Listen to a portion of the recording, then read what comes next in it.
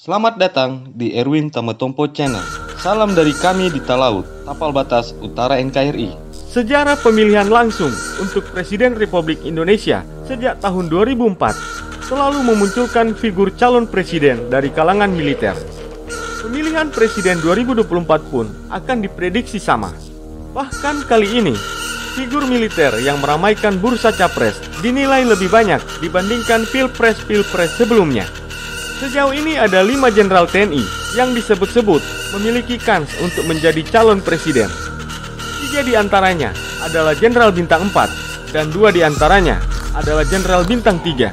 Sedangkan 1 di antaranya juga merupakan perwira menengah TNI. Menarik untuk disimak siapa dari nama-nama ini yang akan menjadi perwakilan kalangan militer di pilpres nanti. Berikut ulasan singkat mengenai figur TNI yang diprediksi berpeluang menjadi calon presiden.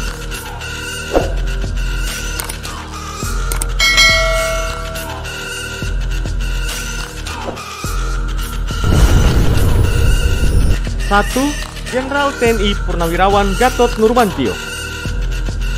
Nama Gatot Nurmantio sudah muncul sebagai bakal calon presiden pada Pilpres 2019 yang lalu. Menjelang Pilpres 2024, namanya kembali disebut-sebut.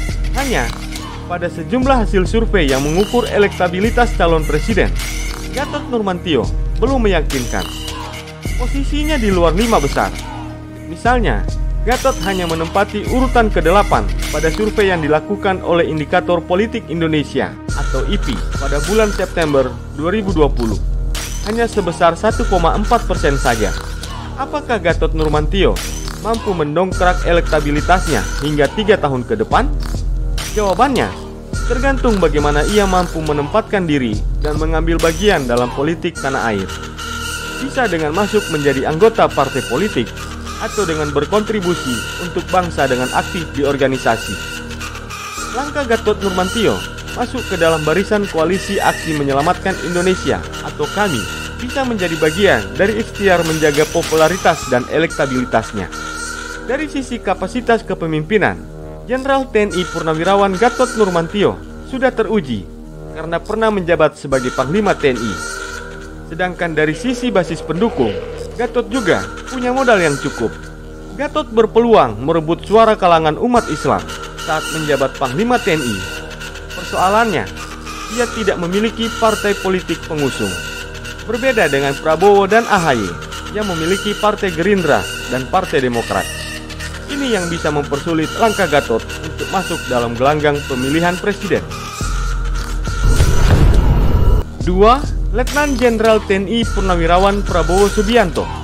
Dari sekian banyak figur militer yang berpotensi maju dalam calon presiden pada tahun 2024, kans terbesar dimiliki oleh Prabowo Subianto. Ada sejumlah alasan. Yang pertama, dari sisi elektabilitas, mantan Danjen Kopassus ini masih di papan atas tokoh yang paling diunggulkan untuk menjadi calon presiden. Hasil survei Indikator Politik Indonesia pada bulan September 2020, elektabilitas Prabowo pada urutan nomor 2 dengan nilai 16,8%. Sedangkan berdasarkan survei dari Populi Center pada November 2020, elektabilitas Ketua Umum Partai Gerindra tersebut malahan berada di posisi pertama dengan nilai 18,3%. Dengan modal 2 kali capres berturut-turut pada tahun 2014 dan 2019, sangatlah lumrah jika elektabilitasnya masih tinggi. Namun, apakah rating Prabowo tersebut akan bertahan hingga tahun 2024? Masih perlu pembuktian. Salah satu keuntungan Prabowo adalah saat ini dia punya panggung untuk menjaga pamornya. Jabatan sebagai Menteri Pertahanan bisa ia manfaatkan untuk menunjukkan kinerja yang baik agar dukungan publik tetap terjaga. Sedangkan alasan yang kedua, Prabowo Subianto memiliki partai. Artinya, kendaraan politik untuk kembali maju sebagai calon presiden bukan hal yang susah baginya. Pilpres tahun 2024 bisa disebut sebagai pertarungan terakhir Prabowo. Pada tahun 2024 nanti, pria kelahiran 17 Oktober 1951 ini sudah berusia 73 tahun. Jika maju di Pilpres berkoalisi dengan PDIP, kans Prabowo memang bisa mengecil. Ini tak lain disebabkan akan hilangnya sebagian basis pendukungnya terutama dari kalangan umat Islam. Pemilih Prabowo di 2 pilpres sebelumnya berpotensi meninggalkannya sebagai bentuk kekecewaan atas masuknya Prabowo ke dalam barisan pendukung pemerintahan Jokowi. Kampanye negatif bisa juga merugikan Prabowo, yakni anggapan bahwa dia tidak pernah bisa memenangi pilpres. Terbukti sudah 3 kali maju, namun selalu gagal. 3. Jenderal Andika Perkasa. Nama Kepala Staf TNI Angkatan Darat, Jenderal Andika Perkasa, mulai disebut-sebut sebagai figur yang layak untuk menjadi calon presiden atau calon wakil presiden. Sosok muda dan memiliki karir militer yang cemerlang menjadi alasan mengapa Andika Perkasa cukup diperhitungkan. Dia merupakan sosok yang cukup dekat dengan Jokowi karena pernah menjabat sebagai Komandan Pas Pampres. Andika lahir pada tanggal 21 Desember 1964 atau hampir berusia 57 tahun saat ini. Dengan usia yang lebih muda dibandingkan beberapa seniornya di TNI, itu menjadi nilai tambah. Andika sendiri akan pensiun dari TNI pada tahun 2023 atau setahun jelang Pilpres. Itu merupakan momentum bagus buatnya. Ada jeda waktu setahun untuk menggalang kekuatan politik. Nama Andika tentu akan semakin diperhitungkan apabila nanti dia yang dipilih oleh Jokowi menjadi Panglima TNI menggantikan Marsikal Hadi Cahyanto. Sejauh ini, elektabilitas Andika Perkasa masih di bawah seniornya seperti Gatot Nurmantio dan Prabowo Subianto, terlebih lagi dengan AHY. Untuk memudahkan langkahnya menuju pemilihan presiden, pilihan Andika Perkasa adalah bergabung ke partai politik atau justru membentuk partai politik sendiri. Tanpa itu, langkah Andika maju ke Pilpres akan cukup berat. 4. Jenderal TNI Purnawirawan Muldoko. Meski tidak pernah secara terang-terangan menyatakan berminat maju sebagai calon presiden, Kepala Staf Kepresidenan Jenderal TNI Purnawirawan Muldoko bisa saja menyimpan keinginan itu. Seperti halnya Jenderal TNI lainnya, mantan Panglima TNI ini punya kans untuk maju sebagai calon presiden. Muldoko berpengalaman karena menjadi Panglima TNI dan sejak setahun ini menjabat sebagai Kepala KSP. Muldoko juga menjadi salah satu orang kepercayaan Presiden Jokowi, sehingga bukan tidak mungkin dia akan mendapatkan dukungan istana. Namun, dibandingkan dengan Gatot Nurmantio yang sudah melakukan beberapa investasi politik, termasuk dengan menjadi aktif di KAMI, Muldoko cenderung masih adem ayem. Karena itu, peluang Jenderal TNI Bintang 4 ini untuk meramaikan bursa calon presiden tergolong lebih kecil dibandingkan dengan calon presiden dari kalangan Jenderal TNI lainnya. 5. Letnan Jenderal TNI Purnawirawan Doni Monardo. Munculnya nama Doni Monardo sebagai figur calon presiden tidak lepas dari kiprahnya saat menjabat sebagai Ketua Satgas Penanganan COVID-19. Dari sisi kapasitas kepemimpinan, Doni Monardo juga sangat teruji karena pernah menjadi Danjen Kopassus.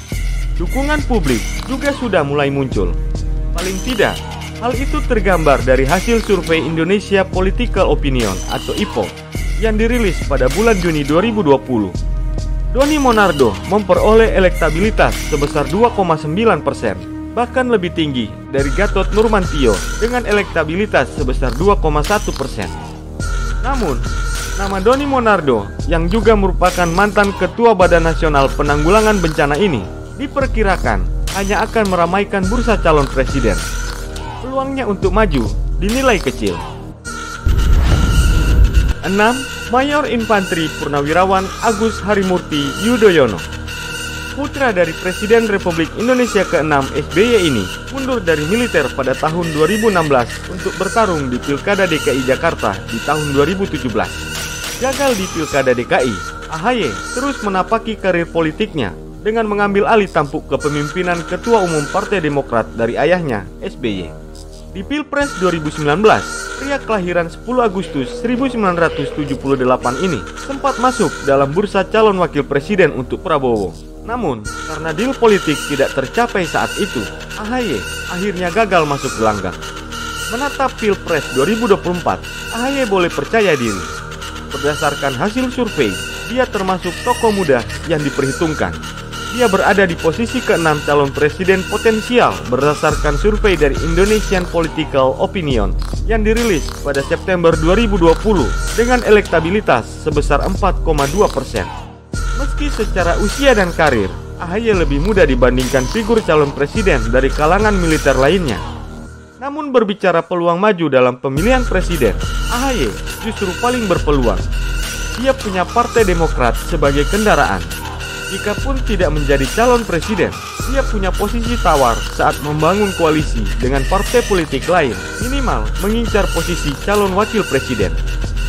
Itulah 5 jenderal dan 1 perwira menengah TNI yang dianggap sebagai calon kuat menjadi calon presiden pada pemilihan presiden di tahun 2024 nanti. Bagaimanakah kelanjutannya? Kita tunggu saja.